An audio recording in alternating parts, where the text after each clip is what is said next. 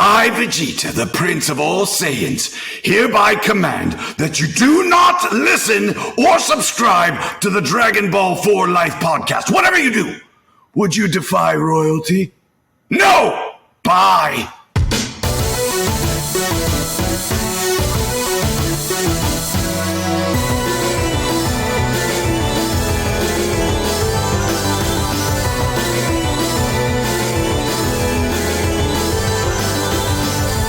Anime, we have your attention, please, and welcome to another episode of Dragon Ball 4 Life, where you come for the content, but you stay for the culture. That's right, we talking about Goku and Soul Food. We talking about Ichigo with our Ichi Bros. We them outlaw stars, giving you them outlaw bars, preaching the good word on all things nerd. As always, we are your hosts, the Fusion Dance Dons, aka the Mongods. I am Bro Jeeta, the Prince of all Sayings, Mr. Matthew Porter, aka Matty Ice, here with my counterpart, the Oob to my Majin Buu, my Den Day One, going from the lookout to the cookout of Mr. Troto Trav. And it's Friday, so we have another special challenger that has decided to answer the Dragoncall. But before we introduce him, talk to the people, Trav.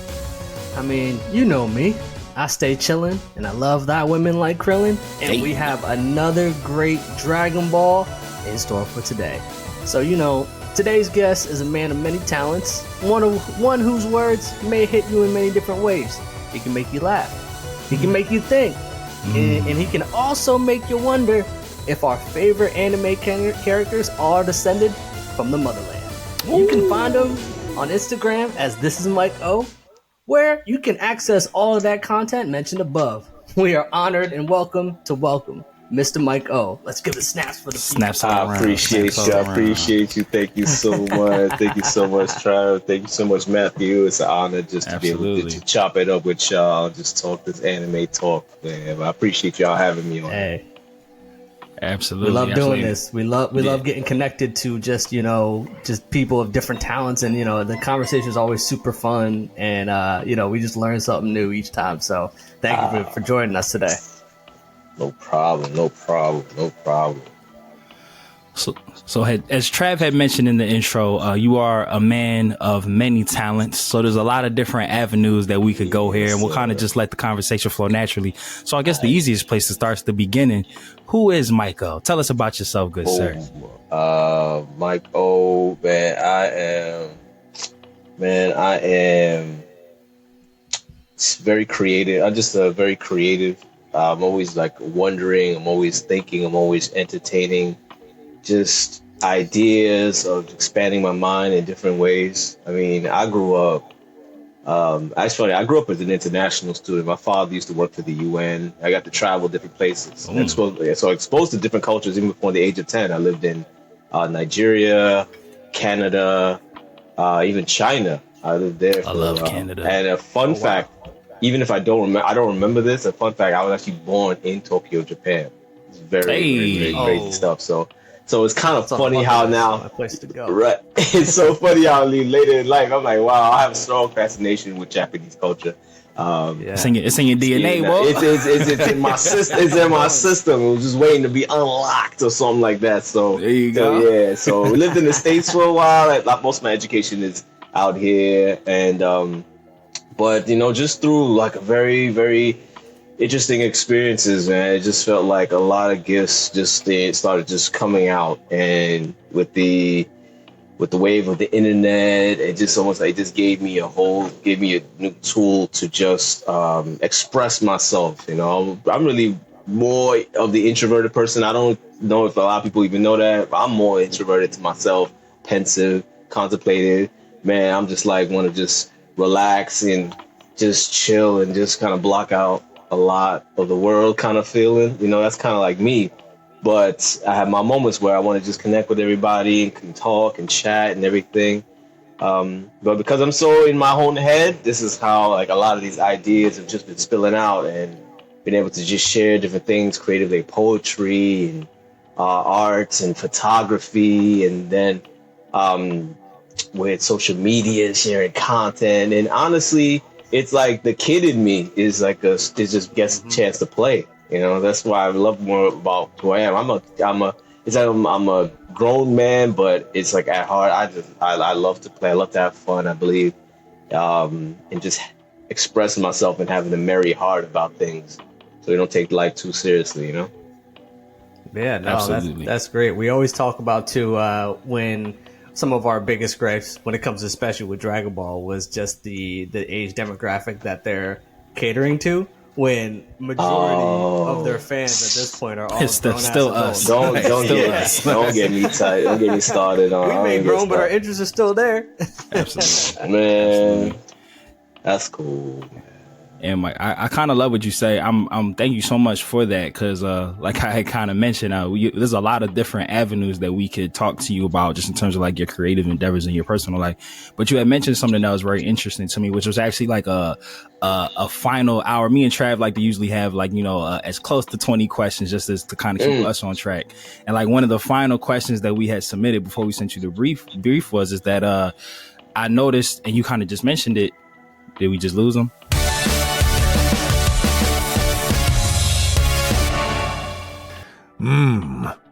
Mortals, listen up. It's your god of destruction, Beerus here. Subscribe and follow the Dragon Ball for Life podcast, or else you shall be erased from existence. Hakai.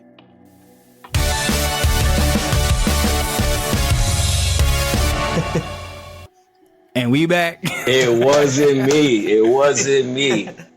That was wild. You just disappeared. Mike said, I didn't. It wasn't me. He's like, all right, bro, is it good? Good talk. I don't know if it was me. I don't know. I don't know, man. Internet be internet. So in perfect sequence, it actually dropped out right before I asked the question. So you didn't miss fire. So I was gonna ask, you had mentioned that, you do spoken word and poetry, but you're also like a fire photographer, might I say. I appreciate it. And absolutely. It interests me that you just said that you consider yourself more of an introvert, because, with spoken word and poetry, a lot of that is just like one man, one stage. Like the spotlight's on you, especially if you're like a performer, or if you're putting your work out there. But then like when you're in the photography, you're literally, figuratively and literally behind the scenes. So like, do you have to tap into a different mind state? Like when you're doing spoken word or poetry, like in front of a crowd, do you have a preference on whether or not you prefer to be more of a directorial role versus like being on stage performing? Man, the thing is, I like the behind the scenes feel. I do like it. I think it's like two sides of the same coin kind of feeling. We all have parts of ourselves like we get to express, depending on the situation. So I think it really speaks to just how multifaceted I am and things I enjoy, because there's a part of me that just like, listen, I'm just trying to shoot the pictures. I ain't trying to get involved. 1, 2, 3. Get me out of it. Hey, we're good. I'm out of here. We're good. And then that speaks to that side of me that's like more, that loves to be behind the scenes. And I do like that part of me. And then it's like on the other side of it, there is that part of me, because really spoken word is, you want to be heard. It's really that basic. The only reason why we speak like this is because there's something so that also comes with even that being more of a quiet kid in a way, or having these experiences where you feel like you're not heard, and it kind of boils up in you. It gives you a stage where it's like everybody kind of has to be quiet and really hear what I got to say. And I had the time to formulate this as well, because I know one thing, it's rough when it comes to social situations. Being able to just spit something on the fly, have a conversation back and forth, or you want to spit game at some girl, you want to talk to some girl or something like that. You're just like, I don't know. You're trying to figure it out, and that real time thing. But this is spoken word. I can take months if I need to write out clearly what I want to say, memorize it, and then get a shot to express myself. So I think one side is where I'm like, I get to be behind the scenes. That's great. I love to direct everything that's going on. And then, but I'm still a person that wants to be heard. It's something that I want to say. It's something that's in my heart that I want to communicate, and I get the avenue to do that. So I think it's just the same. Is there a certain level of preparation or a method that you tap into, like, all right, let me get out of my introvert side and really like make sure that these thoughts that I've been crafting for the last like however long it took you, I want to be able to express it in the way that, okay, I'm ready for y'all to listen to what I got to say, versus, okay, now I'm following the vision of someone else when it comes to, you know, whatever photography that you have to get into. So like, what are some ways that you try to get yourself in the right frame of mind for those two different creative processes? Wow, two different. Honestly, when it comes to poetry, I just practice and practice and practice and practice some more. You know, that one's where I don't need anybody. I don't need anybody to give me anything. You know, whether it's sometimes I remember, I just, you know, I go outside and I remember I just went somewhere that was a little secluded, and I acted like I was on that in that mode on stage kind of thing. Like, because I wanted to, because I like. You can run it through your head and this and that, because I try to memorize whatever I perform in public. I try to memorize that. But, you know, like there's a difference between you just memorizing and then you really kicking it out. So sometimes I like want to go somewhere and then act like I'm really performing that. So it's repetition, performing to myself everywhere, whether it be in the shower, everywhere. It just running through all these things. That's part of the preparation period. Is just going through and preparing and running through it, practicing, acting like I'm really there the day of practicing. And photography, I don't know, that much prep is just, you know, like researching, like maybe sometimes with photography, looking up certain ideas, getting inspiration from other things. You might see some scenes, like, you know, how other people have tried different things. I try to see how that can work, making sure I got my schedule together, because I shoot like wedding photography. And that is like something that's no joke, because it's a timeline. Gotta make sure my stuff is together, make sure I'm prepared for it. And that's really, as long as everything is prepared as much as possible, after all that is done, I pray. And it's all, that's it. I'm done. I got nothing to do. It's in God's hands at this point. You know, and Absolutely. you know, that's why I pray. I just be like, you know, I just mostly just like, I just do what I gotta do. And I remember what I gotta do. You know, because I've done poetry and I blacked out. It ain't cute, and that's one of the risks I take for the passion I have. Is I risk looking stupid. And I remember there's times where I've blacked out. I can't. I'm gonna get it back. It's with the universe now. It's with God. I've never blacked out. You said it's above me. It's above me now. I've never blacked out. I don't think I had to like take a chunk of time to be like, I gotta recover. I gotta find out what on earth it is. But you know, that's the risk. That's the risk that happens. But I've noticed the more I get into it, the more I practice, the more intense I am. It's really down to the minimal, to the point that probably only I would recognize if I did slip up on something, you know? Absolutely. I mean, and that's the mark of a true performer. You know, I've worked in a lot of sales jobs, which is basically just acting and performing just to make a sale. Yeah. You know, they tell you all the time, like, you know, like even if you don't know, they don't know you don't. Yes, know. yes, Like, you're the professional. Like, you're the professional. That is just true. stick with it, yo. Just speak with conviction, and everything's right. That's very true. Absolutely correct. That's absolutely correct. But you had mentioned, like, with the photography, you know, especially like when doing like with, you know, like wedding photography and stuff, like you say, it is what it's going to be, what it's going to be. Like especially with, you know, all the uncontrollable elements of like other people and what they want. How much of good to great photography is you controlling what gets photographed, or just like letting the vibe control the picture? Man, I mean, when it comes to what's getting photographed, I mean, I feel like it's mostly me. It's mostly me. I mean, they're in it. They're involved in it. But if I don't see it and get it, it's like it's there. But there's only one perspective that I can get. You know, unless you can get multiple cameras and do different things, get other shooters. But there's only one perspective you have, and so with photography, what I did was I practiced my desire to find the right way to capture something, or the way that I want to capture something to best bring out what I'm seeing. Even before I started it professionally, I remember when I got my first camera, I remember I was walking around doing like street photography kind of stuff. I was spying on people. just taking pictures of people, and that's very risky. But something about it was like I just like to capture people as they were. So I didn't think at that time that passion, when it was just a hobby, to just try to find how I can get people in what they were doing and find the best way to get that was actually preparing me to just, when I'm now at an event or now when I'm at a wedding, to find what is this angle that can best show what we're all looking at. You know, is it gotta be close up? Does it gotta be far away? What about her expression? And I'll tell you, sometimes and there's a very soft part to me. One of my favorite pictures is a shot that I took of an engagement couple, and I just remember that I took a angle of like they were like facing each other and kind of hold each other in arms, and there's like a look she gave him, and I think that's probably my favorite engagement photo because it's like she gave like a genuine smile towards him, and that was like that's like moments like that where it's like I can see that this was raw. This was not a rehearsed moment.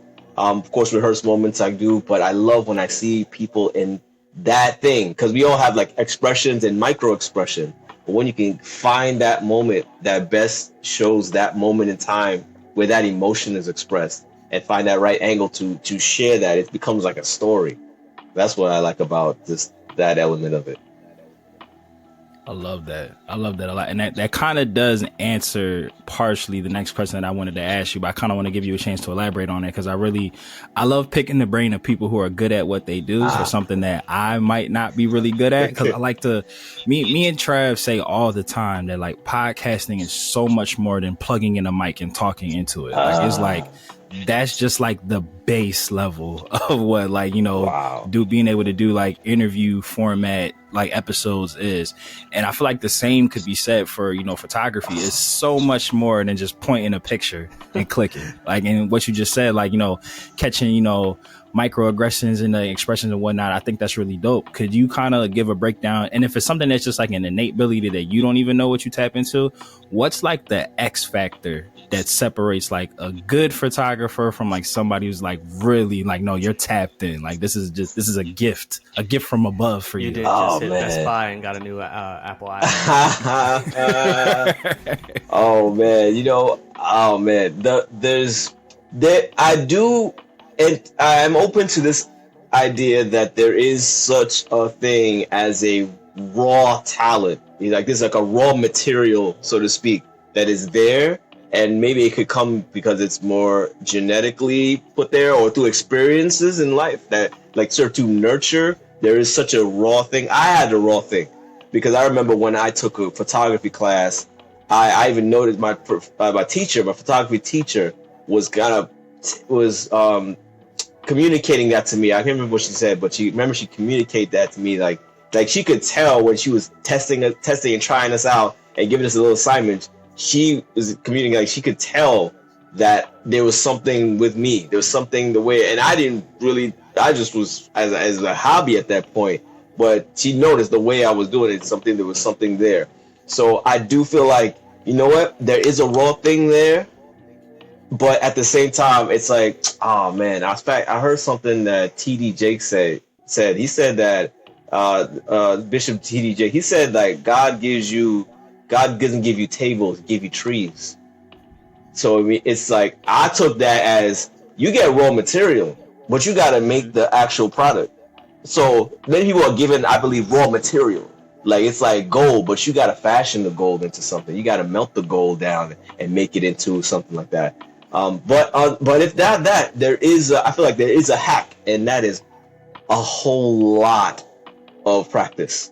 You know, like this was a statement. I think it says like practice. I think it says like practice beats talent when talent don't practice. Something like that. So something like that. That's a bar. Yeah. Don DeMarco. Yeah. That's crazy. So it's like, so I think with that, even if you have raw material, you gotta really practice. But I feel like even if you feel like I don't have necessarily a certain knack for it, but you're teachable. If you're teachable, then that means you can learn. It's like a language. You'd be like, I don't know how to speak that language. Maybe some people have more of a knack for it, but you can still learn the rules, and you just have to practice it.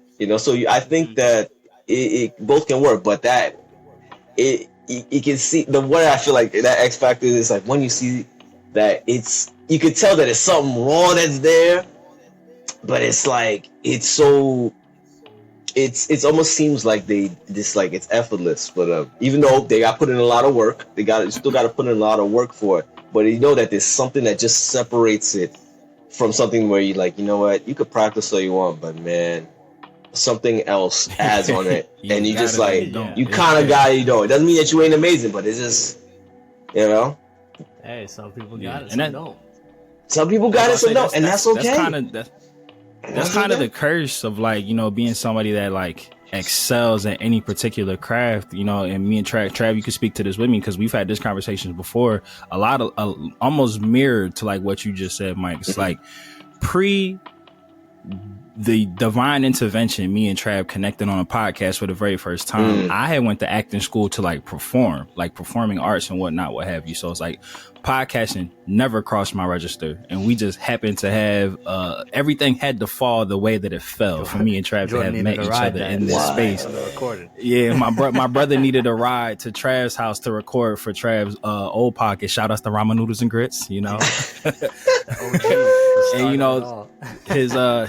his old co-host just happened to not be able to make it, and they had like an open mic, and they was just like, hey, you want to sit in? And I was like, I like to talk, sure. And we just like instant chemistry. Like, can't explain it, couldn't tell you how, but we just like clicked to the point that people were like reaching out to him like, hey, like who were those guys you had on? Like, you guys, like, that was really good. Like, you guys had just like a natural chemistry. And kind of like what you were just saying, Mike, like with your teacher just telling you like, yo, there's something here. I don't know what it is, but there's something here. But like you just said, it goes like you got the chemistry. Now you got to put in the work. Like, all right, you have the idea. Now you need to build it. Cause like me and Trav, this is now our third endeavor together. And, they've all been, successful at different levels, but it's just like trial and error. Like, all right, we tried this format. It worked. It fit a certain way. Then we tried this format. It worked to fit in a certain way. And then we got here and off like a jet. like, we out of here. So I love that story with you, like saying that somebody saw something in you, like, oh damn, this kid got something. It's not just like a passion or like, but like you said, you got to be willing to be taught. Because you hear that a lot. Like I hear more and more now people say that they would bet on the kid that's willing to grind for it over the kid that's just like naturally good at it. Like you hear that a lot. Like, like the talented kid, like, yeah, I know what you're going to give me, but because you're naturally good at it, you might just lean on that. Like, you might not put in that work. But like the kid who maybe wasn't picked or rode the bench, like, oh, he's in the gym every day. Like, give me that kid. Man, I hate to bring up this example, but it pains me to use it.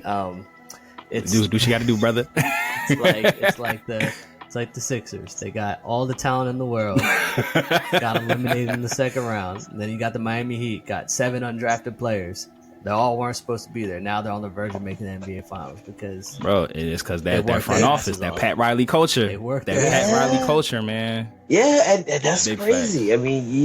You have the Lakers and the Warriors, and it's like, you have raw... I mean, it's to the point that, like, you just can't call it because at the end of the day, no matter how talented or whatever, like, listen, it does come down to how hard you are working. It's almost like that's a talent in itself. It almost feels like that's a talent in itself because it's like you wired yourself for success.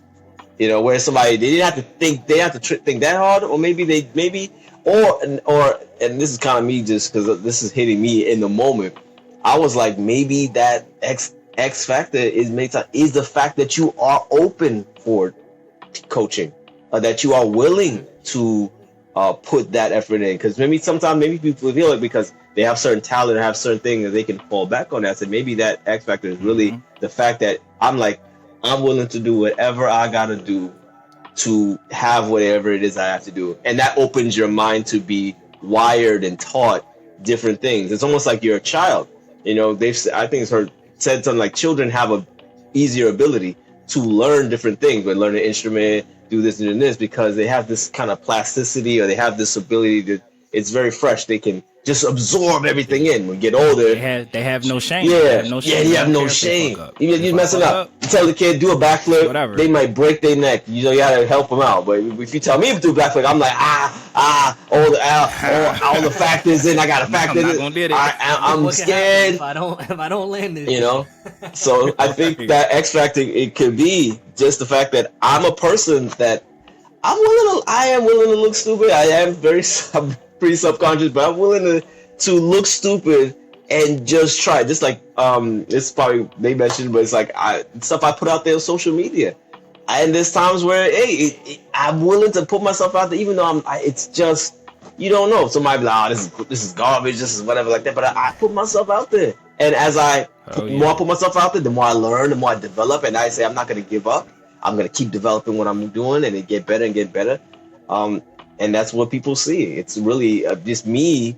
Yeah, you can say there's a gift there, but I was like, man, I'm willing to look silly out here and take the risk to get better. No, that's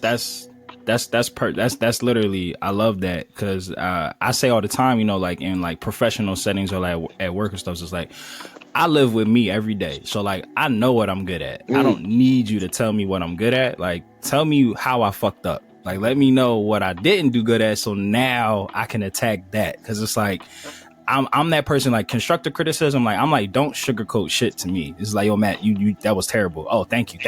Because like if you just like, oh yeah, that was fine, I'm gonna think it's fine. And you're gonna keep operating at that same level. All right, on to the next thing. That's true. We do need that. I remember that I need that, especially spoken word. When I first started doing it, I remember I was, just new. And I remember I was spitting very fast. I think I was spitting pretty fast. And it just took one friend of mine to say, like, yo, it's like, slow down. You need to slow down when you're doing it. I took it, and I'm like, all right, well, and then I slow down.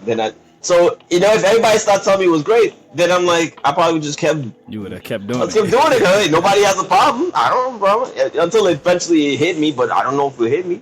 So you need people. Yes, you do need people like, you good, but this is something, and that was constructed, and that was constructed because I like to. My thing is, because people always have ideas about how they think you should be and how better, and sometimes you got to tune that out and say, listen, I'm not interested. But if you can help me see why what I'm doing doesn't make sense, that it's not just a personal you'd like this. It's like you're saying, oh no, because if you slow it down, it helps. You know what you're talking about, but a lot of people can't keep up. So then I'm like, oh, that makes perfect sense. So I'm slow it down.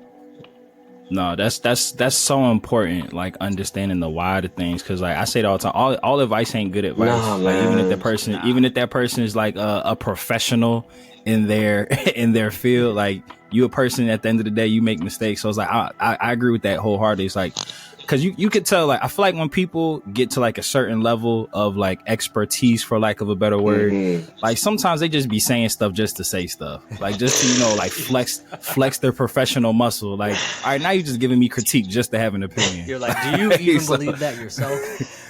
Did you just say that just to have like you just wanted to have some input on this That's process? How it is like, on social media. That is social media, especially with stuff like TikTok. Oh my God, people want to know, how do I blow up on TikTok? How do I grow? How do I gain more followers? How do I do this and blow up on Instagram? And people will tell you got to do this, and this. And then you'll see somebody else saying, nah, you ain't got to do this and that at all. They'll be like, oh, you got to post like 3 times a day. And somebody's like, no, you don't have to post 3 times a day. You need more quantity. You got to go heavyweight. And somebody's like, nah, not quantity. You need more quality. And this. And then you start getting caught up and you're like, yo, all these people. What do I do? All these people look like experts. Who do I follow? And I'm like, I where I am now, because I've gained a considerable following. I'm like, bro, do what you want to do. You'll figure it out, because everyone's formula is not your formula. Right. If it means you need to post 10 times a day to get that, that's you. But that's your formula. You gotta figure it out. Consistency is important. That is important. That's always given. But I said, man, if just figure it. If you're the best algorithm is you. You are gonna see it, because if you put out something, you're gonna see, okay, this don't work. Okay, what did I try out something else? I like. You see, we're gonna put some. We're gonna put some. bars on there. Yeah. Mikey, put that in post. Put that in post. Yeah. Yeah. Nothing is worse than when you hear people who are in like higher positions that like don't give you that sort of like advice. They give you advice. They hit you with the if I can do it, you can do it. Well, what did you do? Like, Bro, you what got did a team. You got like media team. You got all this. I'm like, I can't measure to you. I said, no.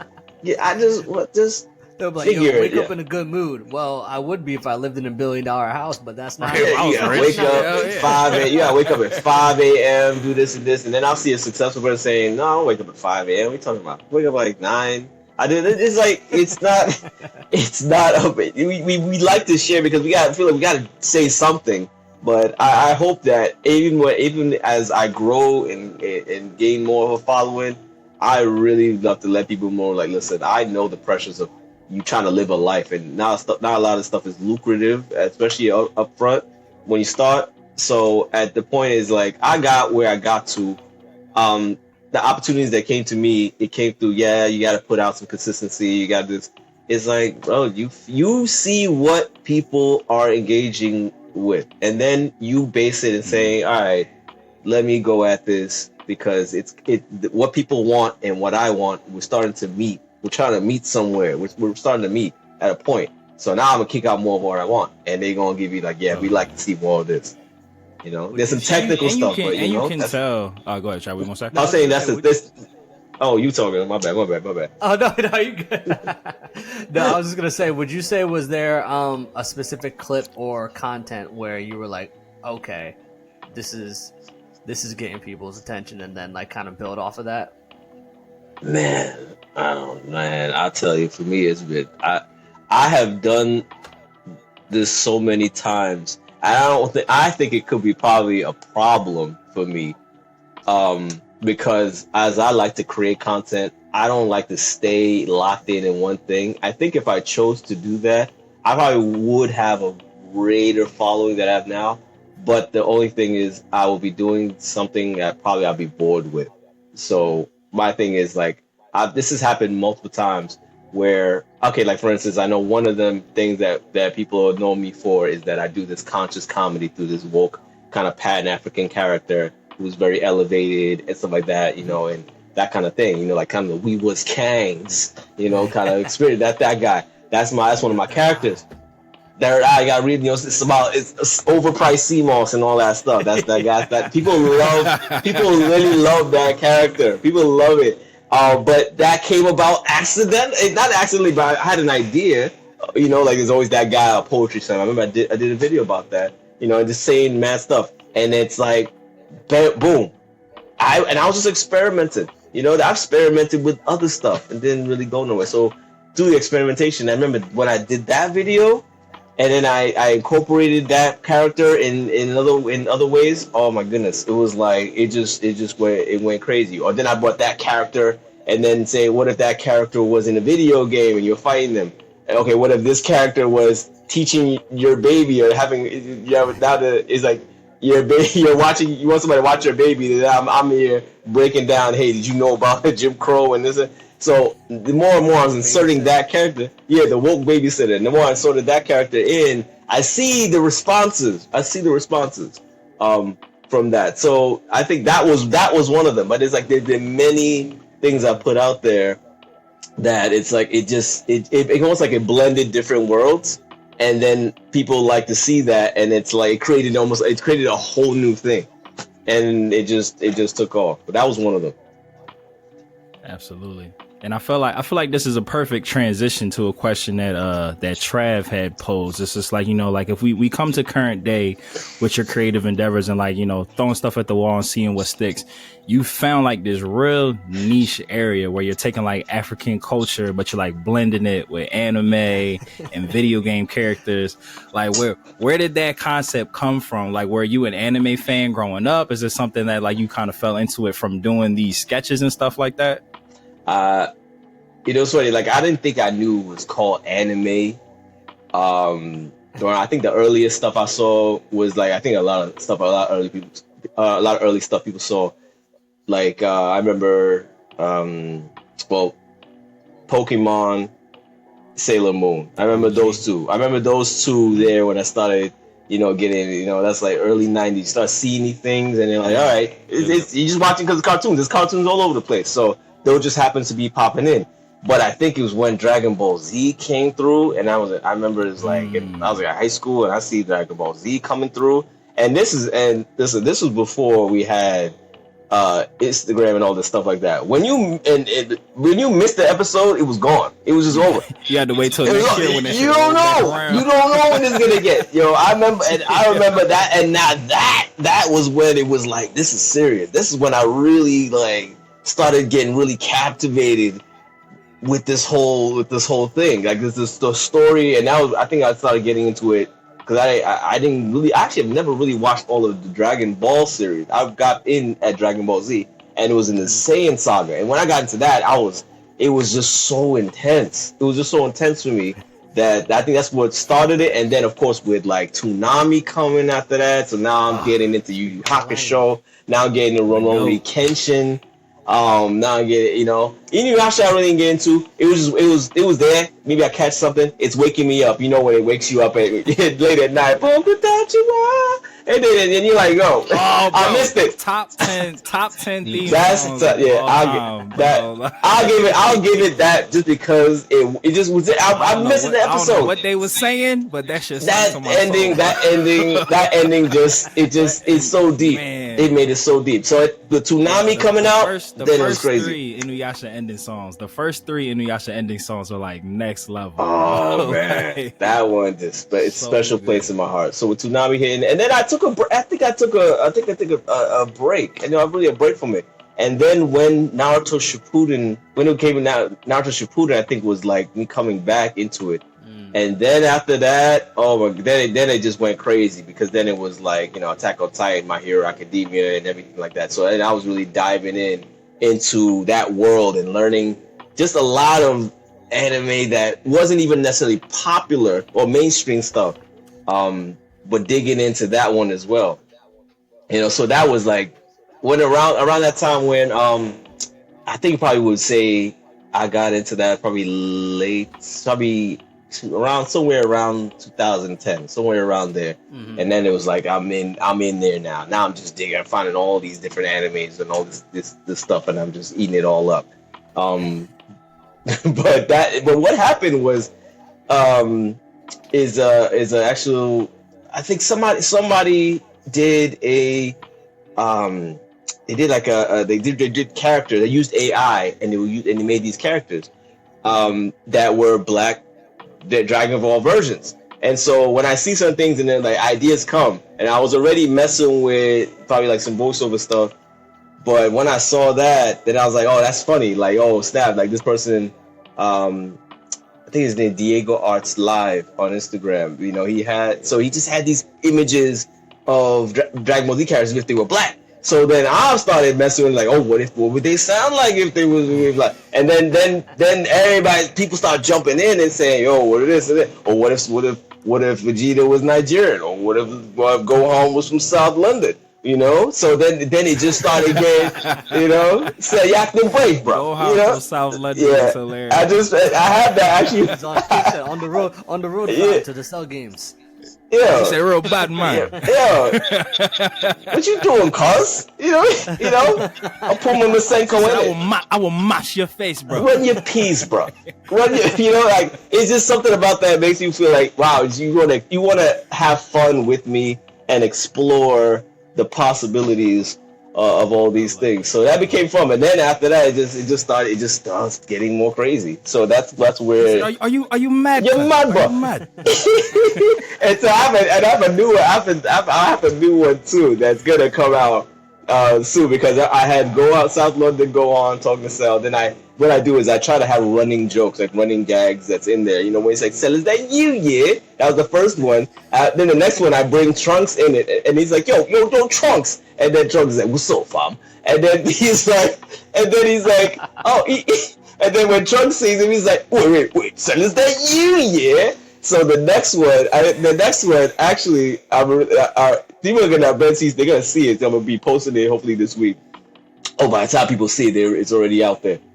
When they see this episode, The next one I'm gonna put out is Piccolo. So I'm gonna put Piccolo out there. So now you got Gohan talking, you got Trunks talking, and then Trunks like, yo, you know what? Hey, yo, Piccolo. He'd be like, what's up, fam? And so I'm gonna make everybody. I'm just gonna bring everybody in there and just. The more it's like I learned that from. I think probably one of my influences of that was probably Team 4-Star. They did like a huge. They did that huge anime parody of Dragon Ball Z. I believe they probably influenced me heavy because they used running gags in it. So I think that's a heavy thing that helps anime content. But it's like that part, just bringing back these familiar themes so people are familiar with your content. Even if it's like you can use it and they still enjoy, even if it's similar information. Need one where like 17 is about to get absorbed by Cell, and he says like, "Man can't be food, fam."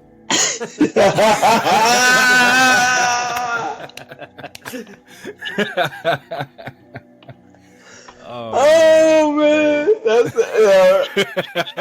that's epic. That's yeah, that's crazy. I'm about to say, write that down. Right now, I gotta think about that. I gotta think about that. That's heavy. Man's not hot, yeah. Man's not hot. Hey, yo, my man. It's just crazy. It's crazy. And I don't know a lot about the lingo. I don't know a lot about this stuff. So this stuff is so new to me. But I'm willing to just be out there and have people say, you know, like, we don't sound like the people in comment section. Oh, we don't sound like that, bro. We don't talk like that, bro. You know, it's like, listen, man. What can I do?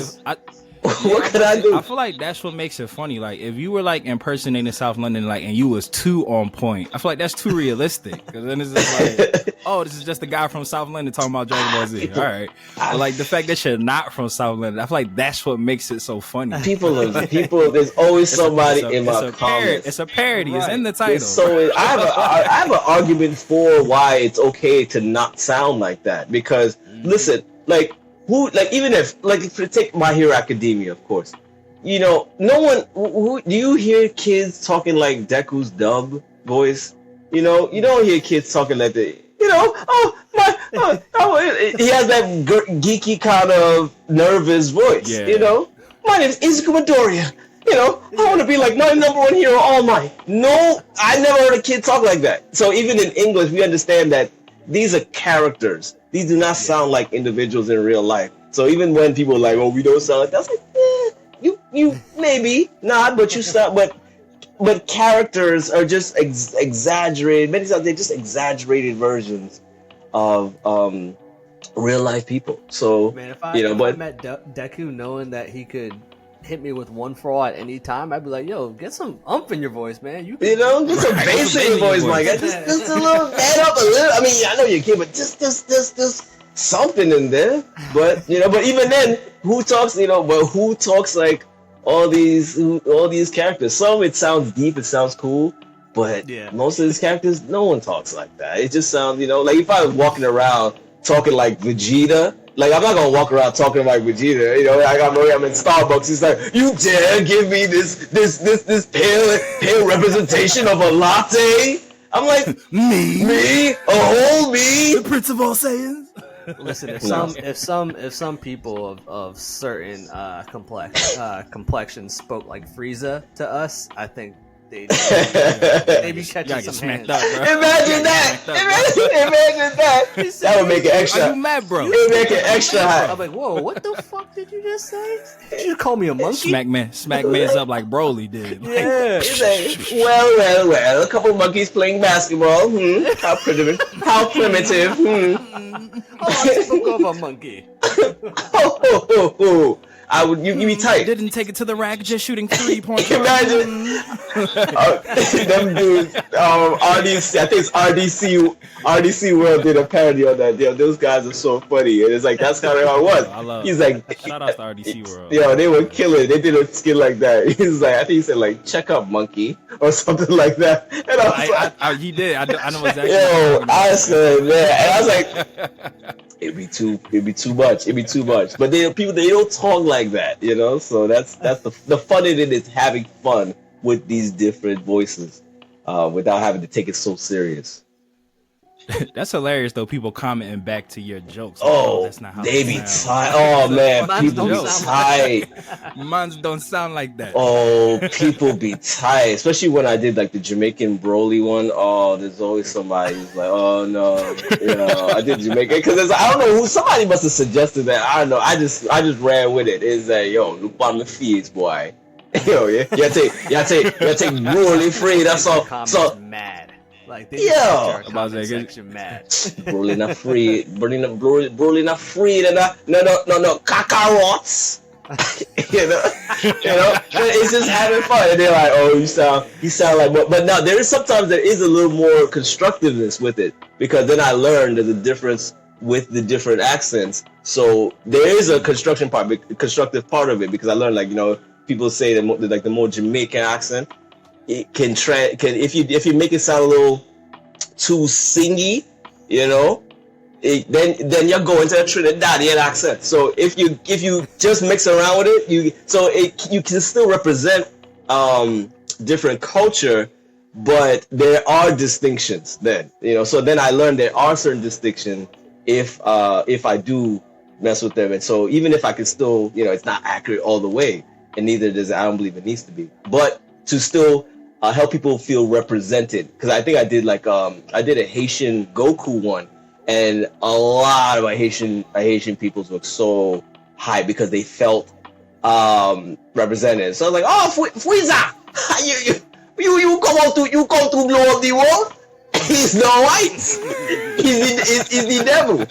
He's the devil." So they felt more represented. So I've noticed that also. So it helps me know that, I may not get this stuff down all the time, but as much as possible that people feel like, wow, I kind of feel so represented by what you're saying at the same time.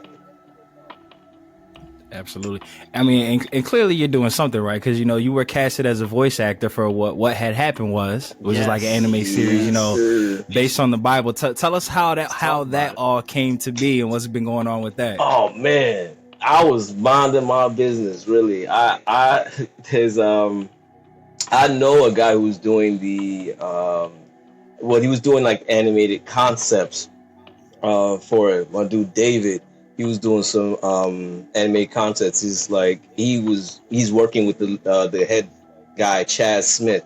So I already knew David just because we connected, because he just had some dope content, and we just connected. But I think then I noticed this guy named Chaz Smith is following me, and I see he's a Christian and he's sharing stuff like that. And he blew up on Vine. Like, he came from the Vine days, and he blew up on there. He came back from that. He was a dude that I think he was one of the Watermelon dudes. I think that's probably why he was one of those dudes who did the Watermelon. Oh shit! He was one of those dudes who did it, and he did this thing where he's like pronouncing things incorrectly.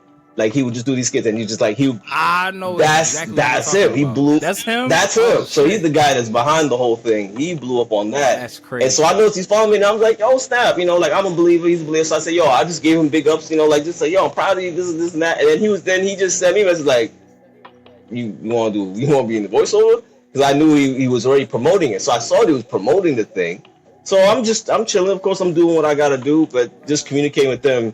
It just happened to happen at the right time, kind of thing. So it's that thing where it's like, all this stuff I was doing, I'm doing this for fun, I'm doing this and whatever, but it just so happens that was also happening on this other side, and we just crossed. It's like, it's funny, like when you guys are talking about it's like you're doing what you do, but something just happens, and it's like we just had a crossroad kind of thing at the right time. It could, if it happened a month later, or something else happened, probably you just wouldn't do it. So that's kind of how that happened. And then got to have a talk with him, had a call with him, and just to find out, just to go back and forth on where our hearts was at and what he's trying to do.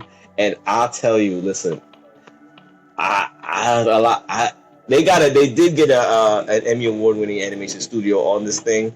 But from what he's been talking about and what he shared with us, I said, this is really different.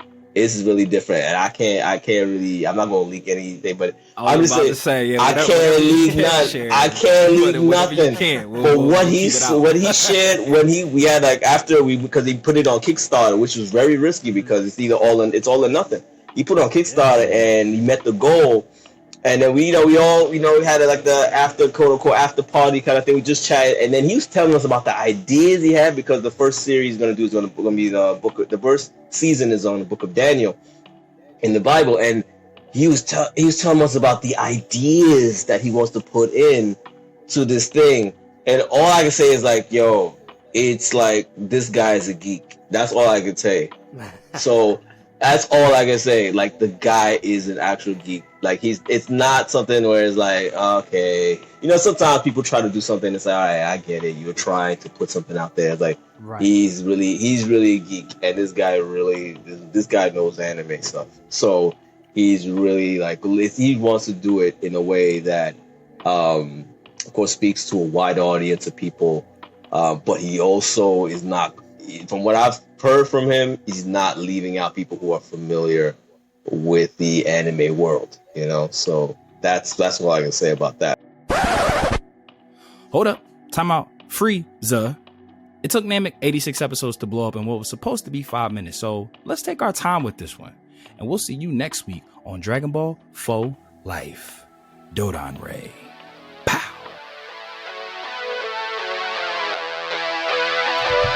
This is Chuck Huber, the voice of Hiei from Yu Yu Hakusho.